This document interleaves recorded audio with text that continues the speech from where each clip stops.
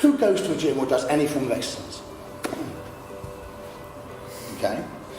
Out of those people, brilliant numbers, by the way, you should have put your hand up and been proud about that. It was me. Out of those numbers, how many of you actually do anything for your posture in your workouts? Okay. Is that because of your programming or because of your understanding? Probably both. 50-50. 50-50. Okay.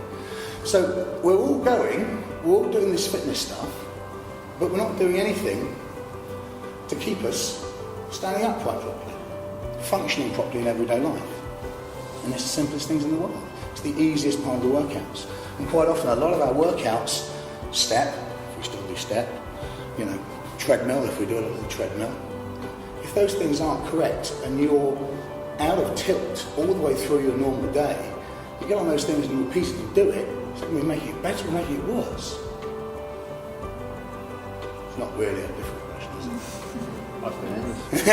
Okay, right. So, where I'm going is as well, all the good stuff you're doing, being very positive about it, is somehow backfiring on you as well.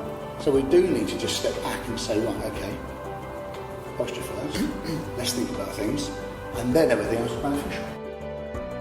So we really want to have breakfast in the morning. Breakfast is one of the most important meals. It should be eaten fairly soon after you get up.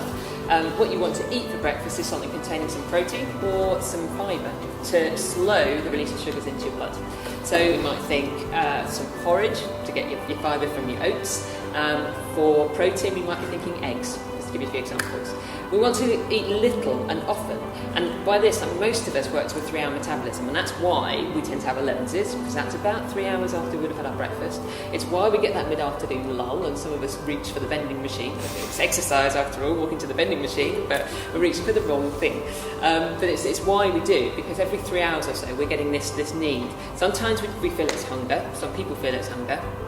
Some people feel it is a lack of ability to concentrate, irritability. You might even find that tempers get a little bit frayed at those times of day. Not a good time to have a meeting, I'd suggest.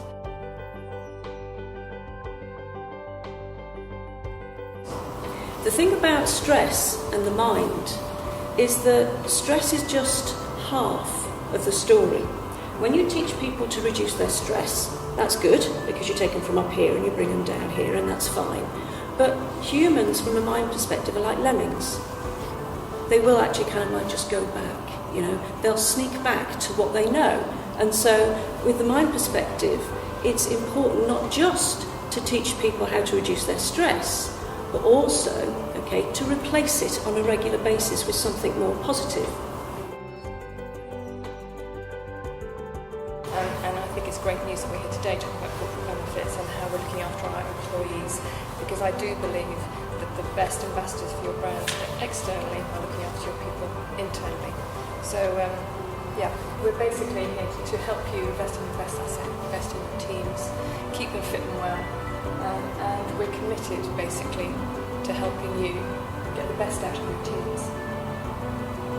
The greatest wealth is health. Thank you very much.